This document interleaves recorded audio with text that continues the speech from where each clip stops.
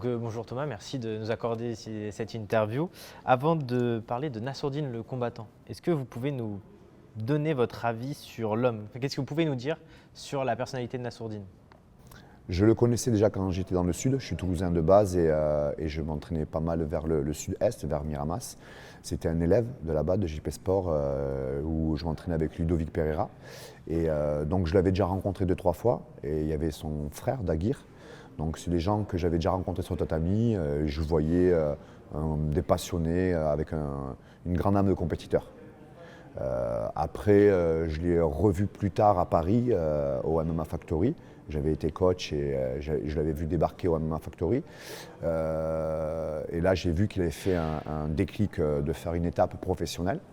Après, le côté humain, je ne l'ai pas trop côtoyé parce que moi, j'avais ma vie, il avait sa vie, on se croisait, on va dire. Mais je voyais quelqu'un de, comment dire, je voyais quelqu'un de très respectueux. Quelqu'un qui avait un objectif et qui était entier là-dessus. Voilà, moi, ce que j'ai pu observer, il n'y a jamais eu de paroles négatives, il n'y a jamais eu de commérage, il n'y a jamais eu de tout ça. C'est quelqu'un qui restait à sa place et qui pensait vraiment à faire son boulot. Donc, sur le tapis, après, c'est quelqu'un qu'il fallait s'enquiller, quoi. Tu sais que le mec, il est là. Donc, humainement, chouette. Aussi intéressant que sa carrière professionnelle.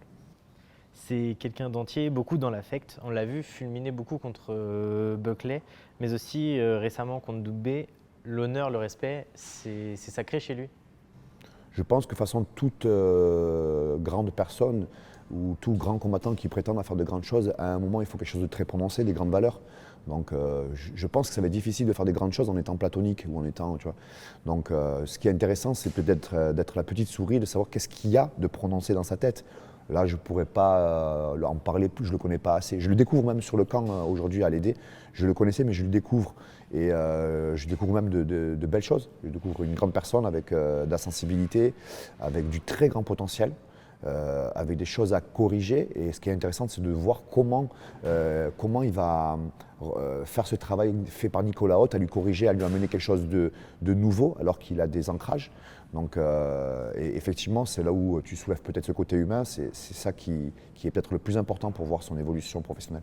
Il a des valeurs fortes, mais le man game fait aussi partie du sport de haut niveau. Est-ce que c'est pas un point faible pour un combattant de laisser ses émotions passer au-dessus? Je pense que il faut les contrôler. Donc qu'il y ait des lâchers d'émotions, je pense que c'est bon. Après, c'est à quel moment? Il y a des moments, un bon lâcher, ça fait une différence. Et il y a un moment, non. Il faut contrôler, c'est ça Et là, il y a plein de manières de faire. Donc c'est ce qu'on va voir. Moi, Nassourdine, à des moments, quand il lâche les chevaux, là, on parle sur l'entraînement, il y a des moments, c'est impressionnant. Et il y a des moments, il faut contrôler. Et c'est ça qui est intéressant, par exemple, à découvrir avec son nouveau head coach, Nicolas Haute, qui est une autre personnalité, qui du coup, va lui amener une autre facette intéressante. Donc peut-être qu'il va complémenter qu'il a déjà eu de bon travail fait avant. Donc intéressant cette combinaison qu'il peut y avoir dans ce camp. Et en tant que spectateur, comment vous percevez la relation de Nassourdine avec ses frères? Bah, discret. Après, je ne connais pas plus. Sincèrement, je ne connais pas plus. Moi, de ce que j'ai vu de l'époque de le Sud et ce que j'ai vu un peu à Paris, discret. Après, je ne connais vraiment pas plus. Mais ils ont l'air forts. Et peut-être même cette discrétion montre qu'il y a une grande force. Il fonctionne énormément à la confiance, ça se voit dans l'équipe qui l'entoure aujourd'hui. Est-ce que c'est dur de faire confiance, surtout dans ce milieu-là qu'est le MMA? Dur, donc parfois tu donneras la confiance peut-être trop facilement. Dur, donc parfois tu la donneras pas du tout aussi. Mais pour moi, c'est un élément important la confiance parce que quand tu vas lâcher des émotions, de ce qu'on parlait tout à l'heure, effectivement, il y a une relation à avoir avec la confiance. Donc, et c'est pour ça peut-être parfois qu'on voit des ruptures dans des carrières avec des relations entraîneur-entraîné ou autre. Parce que s'il y a une confiance qui se brise, je pense que parfois, la chose la plus importante à retrouver, ce n'est pas forcément le meilleur staff technique, mais c'est de retrouver une confiance. Et de cette confiance, tu pourras mettre des nouvelles méthodes de travail. Des méthodes, il y en a plein. Et en quoi vous voyez que Nassourdine a confiance en son équipe aujourd'hui? Je ne peux pas dire toute son équipe parce que j'ai observé qu'une partie, j'y suis que pas tous les jours de la semaine. Et si pour moi, aujourd'hui, on doit parler de confiance, c'est surtout le head coach. C'est Nicolas Haute. Je pense qu'ils se complémentent. Je le vois parce que ça se parle, ça réagit, ça revient sur les discussions. Il y a des moments, ça travaille, il y a des moments, il y a des silences. On voit que ça cherche. Ça, c'est intéressant. Après, sur le staff autour, c'est différent. Moi, par exemple, je suis en sparring partenaire. Après, je peux amener des conseils. J'essaie aussi de rester à ma place, mais moi je me mets derrière Nicolas Haute. Nassourdine, justement, j'essaie juste d'être au bon moment, d'être un sparring dur quand il faut, de le laisser être un peu dessus 10% quand il faut, revenir à un moment, lui mettre de la pression quand il faut. Mais c'est surtout, moi je pense que ce n'est pas tout le staff autour, pour l'instant c'est très Nicolas Haute, le head coach, qui va d'une certaine manière laisser la place ensuite aux autres. Je pense que ce n'est pas un Nassour de mettre la place à tout le monde. Je pense qu'il doit choisir avec qui il travaille et parler avec le head coach. Et après, je pense que la manière dont le dispatch, c'est Nicolas qui va le faire et les réglages ensemble. Moi, en tout cas, je le vois un peu comme ça.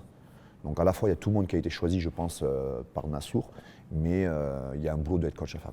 Et avoir un fonctionnement un peu de clan comme ça, est-ce que c'est une bonne chose ou une mauvaise chose? Il n'y a pas de vérité absolue, il y a plein de méthodes. On verra des gens qui fonctionnent d'une manière et d'autres à l'opposé. Le plus important, c'est de comprendre que ça fonctionne pour lui. Et en plus, c'est que ça fonctionne pour lui dans son cycle, dans sa période de sa carrière. Tu comprends bien que quand on est débutant, si on est en milieu ou si on est en pic de carrière, on ne peut pas fonctionner comme au début. Donc, pour moi, tout est cycle. Donc, ce qui va être important, c'est à ce moment-là, est-ce que c'est ça qui lui convient? Et souvent, le problème, on va dire, c'est pas un problème, mais le résultat, il est qu'à la fin. Et c'est ce qui est en plus dur dans le sport de combat. C'est-à-dire que tu ne peux faire que des méthodes et voir à faire un bilan à la fin. Là, ce qui va être à observer, c'est que c'est à la fois des gens qu'il avait déjà avant, Nicolas Haute, on se connaissait et d'autres personnes, et à la fois c'est nouveau aussi, dans la restructuration.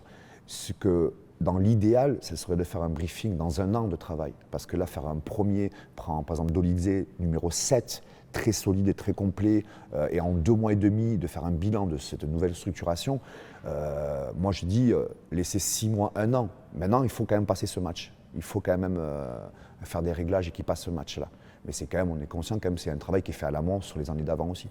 On va parler maintenant de Nassourdine, le combattant. Qu'est-ce qui est admirable chez lui en tant que combattant?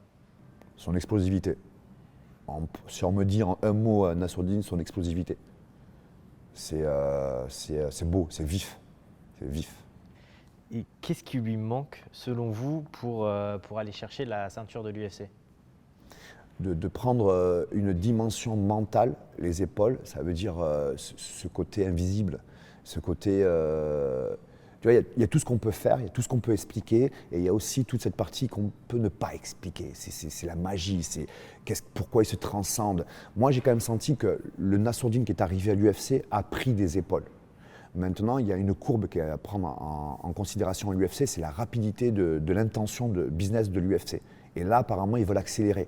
Maintenant, est-ce que Nassourdine va suivre ce rythme voulu par l'UFC? Parfois, il y a des très très bons combattants, mais il faut être aussi collé dans ce rythme. Et là, il y a ses épaules. Donc, est-ce que tu vas arriver à assumer le défi qu'on te met à ce moment-là? S'il se faut, il peut l'avoir dans 1 an ou 2. Là, l'UFC le veut maintenant. Et tu as une carte ou 2.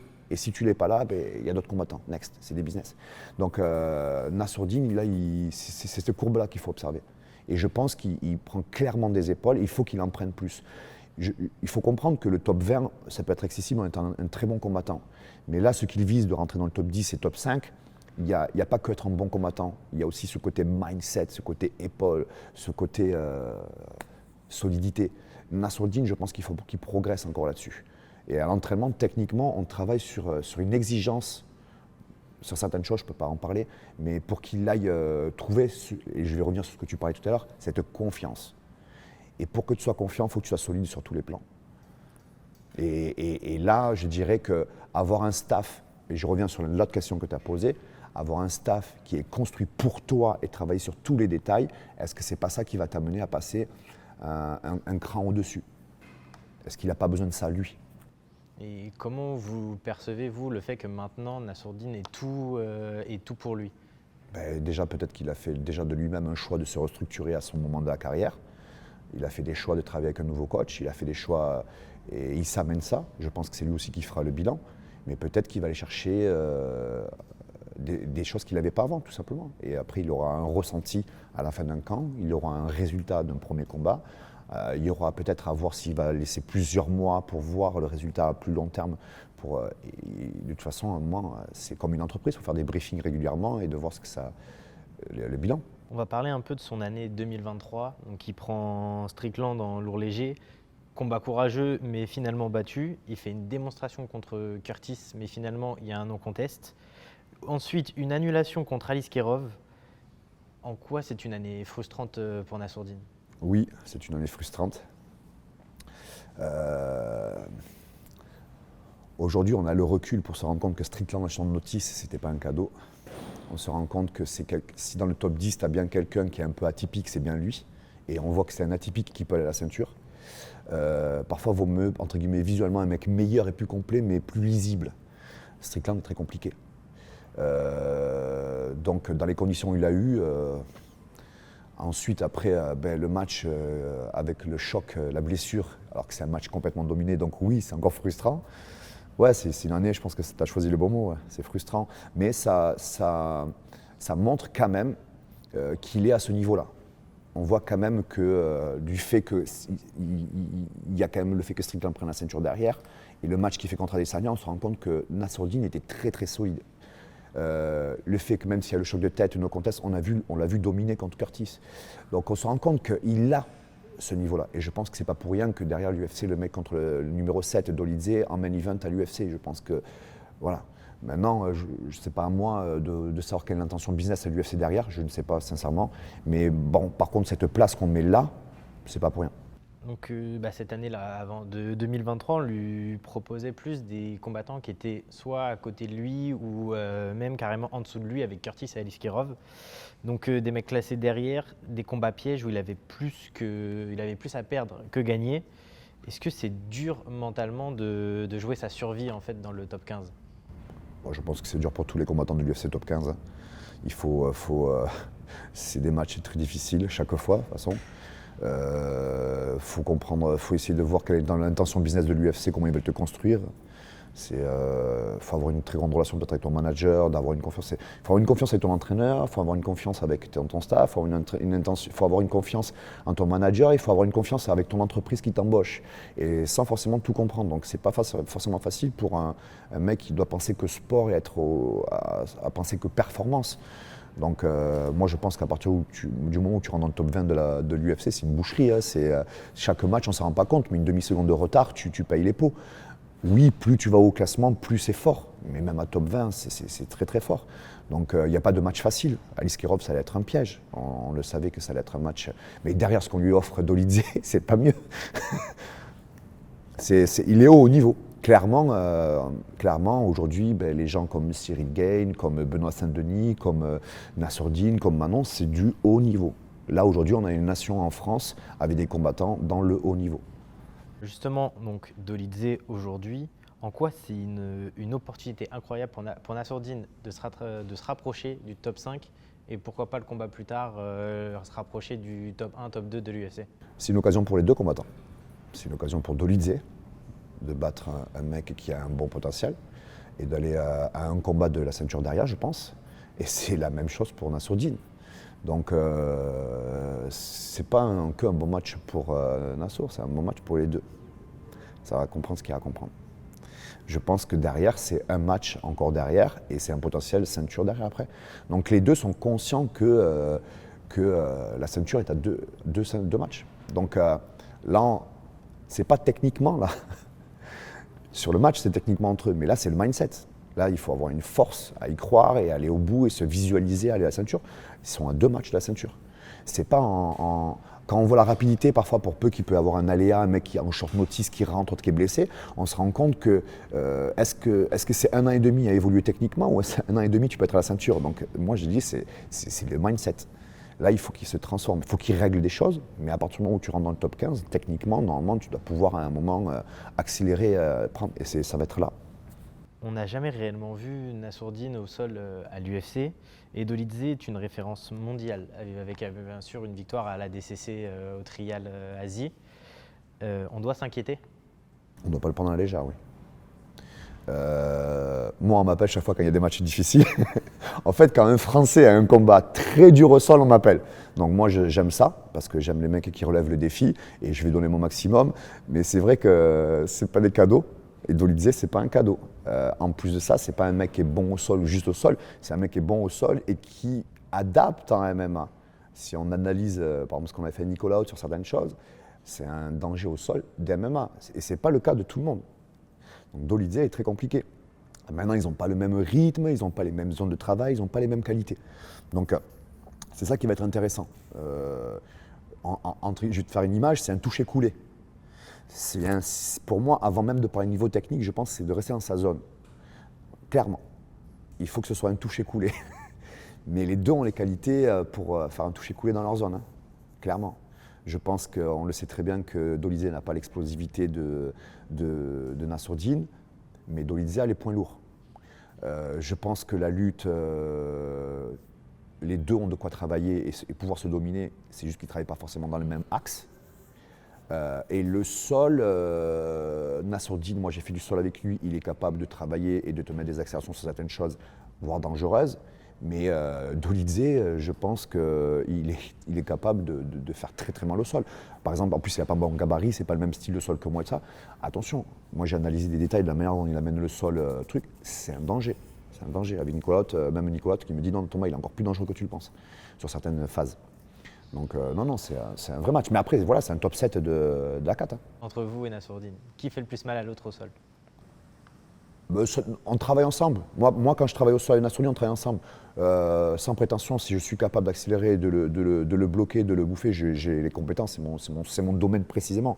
Mais si je me mets dans des phases aussi à MMA, il est capable aussi de m'accélérer et de me faire mal, il n'y a pas de problème. Mais moi, il y a des entraînements, je vais mettre 10% au-dessus pour le faire travailler. Comme de temps en temps, je vais mettre dans des phases, je vais lui laisser une demi-seconde pour qu'il puisse travailler. Donc moi, je suis un partenaire. Je suis là pour aider Nassourdine à se révéler et à corriger les choses. Moi, je veux que dans des phases, il arrive à me faire mal. Et si sur un moment, j'ai réussi à le bloquer sur quelque chose, on va de suite régler avec Nico, moi et tout. Et je veux que le lendemain ou la semaine d'après, dans la même phase, je sois débordé. Donc j'ai envie de te dire que quoi qu'il arrive, c'est Nassourdine qui doit me battre à la fin de l'entraînement. Il faut. C'est le combat le plus important de sa carrière jusque-là. Est-ce qu'il en a conscience et est-ce qu'il se met la pression? Posez-lui la question à lui, mais je pense qu'il en a conscience. Et je pense que ce camp d'entraînement, la manière dont il est régulier, il est en place et il a du beau monde. On voit Soeb, la fin d'entraînement c'était Soeb en boxe, moi au sol, Ahmed en lutte, il y a Ilian qui arrive derrière en pipoint. Il a du solide, à chaque domaine il a du solide, donc si tu n'en as pas conscience, ça veut dire pourquoi tu te mets ces mecs là en face. Et dernière question pour vous, comment vous voyez le combat contre Dolidze? Moi je serai en France, je regarderai le combat comme tout fan. Je pense que j'aurai de l'adrénaline parce que voilà, je souhaite sa victoire. En plus, ayant participé au camp, donc je vais la souhaiter encore plus. Mais moi, là où je vais avoir un regard différent, c'est que je connais les points forts et je peux connaître les endroits où il faut faire attention. Donc je vais le regarder en faisant attention tu vois ce que je veux dire, c'est faire attention que le chemin se déroule bien pour Nassourdine. Maintenant, on peut faire tout ce qu'on veut, on peut l'aider tout ce qu'on veut. C'est Nassourdine dans la cage qui va mener son combat. Donc moi j'espère que ce jour-là, on a tous fait en sorte qu'il soit dans les meilleures conditions et que ce jour-là, il soit bien dans sa tête et qu'il soit bien et qu'il s'exprime bien. Maintenant, sincèrement, il a les qualités pour. Mais attention, Dolidze a les qualités pour aussi. C'est là où ça va se jouer la tête. Mais il a de très très belles qualités. Pour moi, quand par exemple Nicolas, sur une interview, je ne sais plus quelle vidéo, il disait qu'il avait des qualités pour être dans le top 3 UFC, oui, il a les qualités. Maintenant, il faut le faire, il faut les valider. Mais est-ce qu'il a les qualités pour entrer dans le top 5 de l'UFC, Nassourdine? Oui. Moi, je me suis entraîné avec des grands, j'ai été sparring de beaucoup de José Aldo, des grands combattants comme ça. J'ai été avec Minotaur, j'ai fait beaucoup de choses. Donc je sais reconnaître rapidement si quelqu'un a des qualités ou pour. Mais maintenant, il faut qu'il les valide. Et là, il a un test match, une étape importante pour la valider en février. Maintenant, il a les qualités pour faire mal. Nassourdine a son explosivité en boxe, elle est méchante. Sa réactivité en lutte, elle ne plaisante pas. Il peut te faire un contre-truc. Au sol, il n'est pas ridicule, c'est même solide, c'est pas n'importe qui peut le bouger. Maintenant, en face, il y a quelqu'un de haut niveau qui est devant lui au classement, donc il va falloir qu'il se surpasse et qu'il y soit. Merci beaucoup. Super, Merci beaucoup.